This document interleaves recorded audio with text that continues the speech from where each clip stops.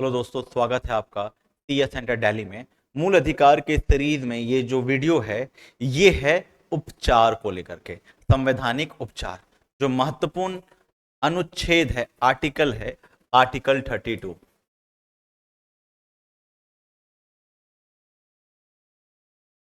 अनुच्छेद 32।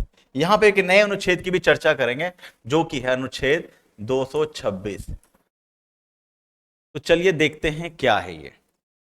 तो अब सवाल उठता है कि मान लीजिए आपको चोट लगी, आप इंजर्ड हो गए, तो फिर आप कहां जाएंगे अपने उपचार के लिए? आप जाते हैं हॉस्पिटल। जब आप हॉस्पिटल जाते हैं तो अपने जख्म दिखाते हैं, कहते हैं ये ऐसे कट गया, वो ऐसे कट गया, हमने ये खा लिया, वो पी लिया। उस हिसाब से फिर डॉक्टर आपका इलाज करते हैं।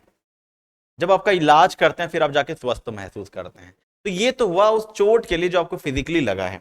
परंतु अगर मैं ये कहूं कि जो आपके मूल अधिकार हैं, अगर किसी ने आपके उन अधिकारों का हनन कर लिया, उन अधिकारों को ठेस पहुंचाया, चोट पहुंचाया, फिर अब क्या करेंगे? उस स्थिति में आपके पास क्या उपचार है? इसीलिए अनुच्छेद 32 को कहा जाता है संवैधानिक उपचार का अधिकार। संवैधानिक उपचार। अब देखिए अनुच्छेद 32।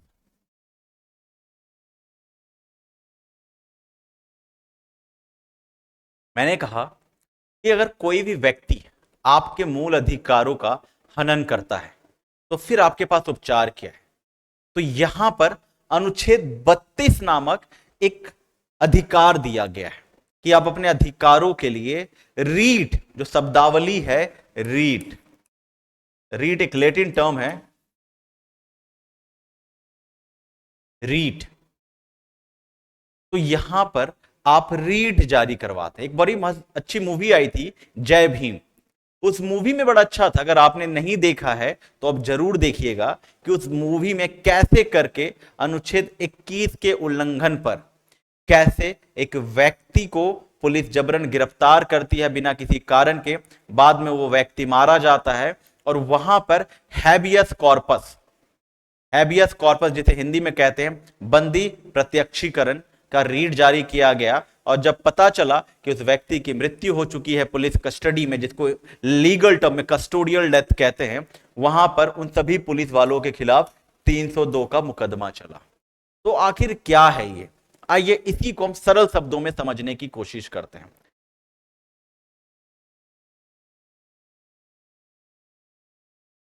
देखिए, हमारे देश में दो तरह की न्यायपालिका है। अगर मैं देखूं उपचार के रूप में, हमारे देश में एक है अनुच्छेद 32, एक है अनुच्छेद 226। इसके अंतर्गत हाई कोर्ट, उच्च न्यायालय, इसके अंतर्गत सुप्रीम कोर्ट, उच्चतम न्यायालय।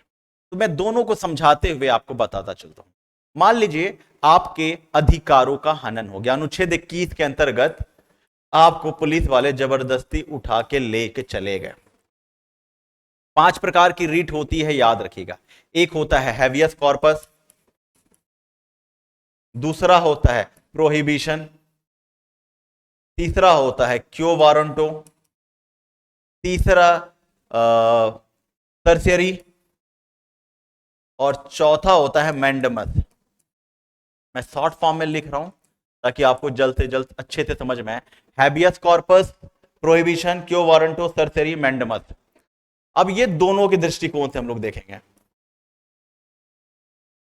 अब क्या है, मान लीजिए आपके अधिकारों का हनन हो गया, पुलिस आपको जबरदस्ती उठा करके लेके चली गई और कस्टडी लेके गई, बोला तुमने ये अपराध किया है, नहीं किया, आपको पिटाई की और आपकी मृत्यु हो गई, जैसा उस मूवी में भी हुआ था जय भीम में। फिर क्या पुलिस ने तो आपको फेंक दिया, किसी जगह पे डंप कर दिया।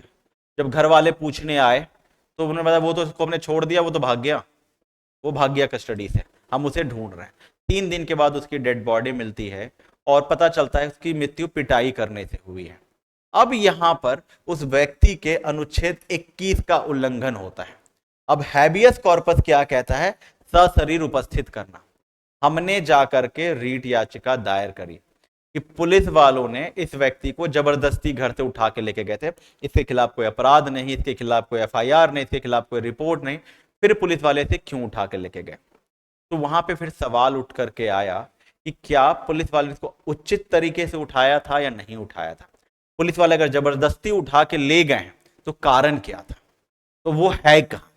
मान लीजिए उसकी बॉडी नहीं मिली है, तो हैवियस कॉर्पस का जो मीनिंग होता है to produce a body, to may have a body, बंदी प्रत्यक्षीकरण, सामने लेकर के आओ। तो ये आप चले जाते हैं सुप्रीम कोर्ट और हाई कोर्ट भी,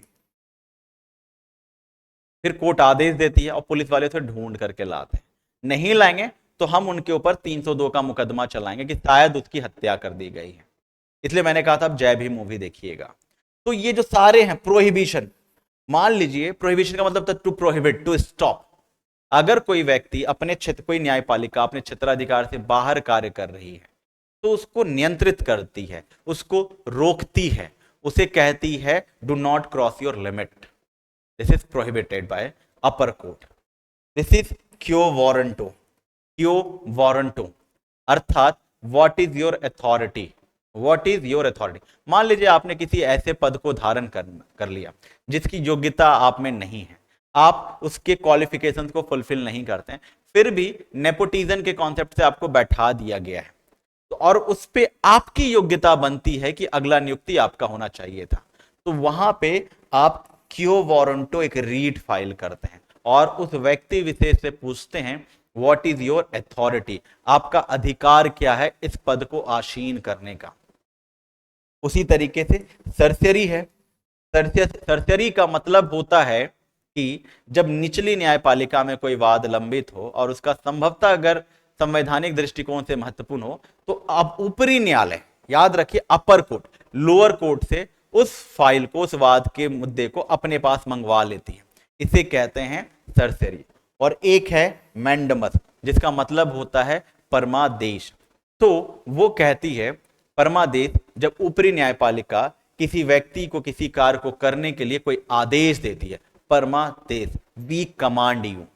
तो आप देख रहे हैं अनुच्छेद 32 और अनुच्छेद 226 ये पांचों रीट हैं, लेकिन हमारा मुद्दा रीट से आगे है।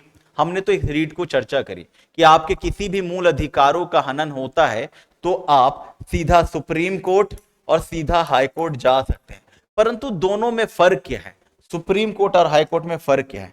तो ये देखिए 12 से 35 जो मूल अधिकारों की सूची है, जो मूल अधिकारों की सूची है, तो 32 जिसके अंतर्गत आप सर्वोच्च न्यायालय जाते हैं अपने अधिकारों को जागृत करवाने के लिए, तो यह अनुच्छेद 32 अपने आप में एक मूल अधिकार है। पहला, सर्वोच्च न्यायालय सिर्फ और सिर्फ मूल अधिकार के मुद्दे को लेकर के ही आपके फाइल को, आपके वाद को सुनेगी, परंतु जब बात आती है उच्च न्यायालय की, हाई कोर्ट की, जिसका प्रावधान अनुच्छेद 226 में दिया हुआ है, वो सिर्फ मूल अधिकार को लेकर के नहीं, लीगल राइट को भी लेकर के और अदर राइट को भी लेकर के आपके हितों को सुनेगी। परंतु यहां पे याद रखिए उच्च न्यायालय सिर्फ और सिर्फ मूल अधिकार नहीं, बाकी के जितने राइट्स भी है ना, वो उनको लेकर के भी आपकी पिटीशन, आपकी याचिका को सुन सकती है। परंतु सर्वोच्च न्यायालय सिर्फ मूल अधिकार के विषयों को लेकर के ही आपकी याचिका सुनेगी, बाकी किसी चीज को लेकर के नहीं। और सर्वोच्च न्यायालय यहां पे बाउंड है, बाध्य है, क्योंकि अनुच्छेद 32 कहता है सर्वोच्च न्यायालय जाना अपने आप में एक मूल अधिकार है, परंतु अनुच्छेद 226 के अंतर्गत हाईकोर्ट जाना रीट याचिका के लिए, अपने अधिकार को जागृत करवाने के लिए, यह अपने आप में एक मूल अधिकार नहीं है। ये डिस्क्रिशनेशन ऑफ द कोर्ट होता है, ये न्यायपालिका के ऊपर निर्भर करता है वो आपकी याचिका को सुनेगी या नहीं, क्योंकि ये अपने आप में एक मूल अधिकार नहीं है। परंतु यहां पे सर्वोच्च न्यायालय के मुकाबले हाई कोर्ट की शक्ति ज्यादा है, क्योंकि वो सिर्फ मूल अधिकार तक सीमित नहीं है जैसा कि सर्वोच्च न्यायालय है, वो लीगल राइट और अदर जितने राइट्स हैं किसी भी प्रकार के, जैसे मान लो संपत्ति का अधिकार, अब वो मूल अधिकार रहा नहीं तो अब सर्वोच्च न्यायालय नहीं जा सकते हैं। परंतु सरकार ने आपकी भूमि का अधिग्रहण कर लिया, आपकी संपत्ति का अधिग्रहण कर लिया है, तो आप हाईकोर्ट चले जाएंगे और हाईकोर्ट सुनेगी। तो इस प्रकार रीट याचिका के संदर्भ में, रीट याचिका के संदर्भ में न्याय दृष्टिकोण से, न्यायपालिका के दृष्टिकोण से दोनों की शक्तियों में अंतर है।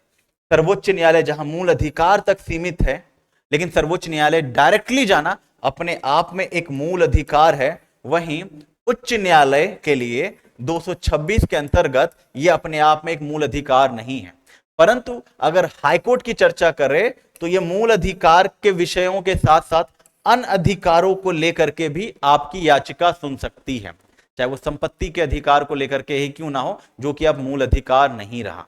तो मुझे उम्मीद होगी कि इस छोटे से वीडियो के माध्यम से आपने रीट की व्यवस्था जरूर समझ ली होगी, आपको रीट का प्रावधान समझ में आ गया होगा। तो मुझे उम्मीद है कि यह वीडियो आपके लिए बड़ा लाभकारी साबित होगा, और साथ ही साथ ये हमने पूरी जो सीरीज निकाली है फंडामेंटल राइट को अंडरस्टैंड करने के लिए आपके लिए बड़ा उपयोगी होगा। ऐसे ही करके हम आपके सम्मुख वीडियो लाते रहेंगे। तब तक के लिए आप हमें विदाई दें। धन्यवाद।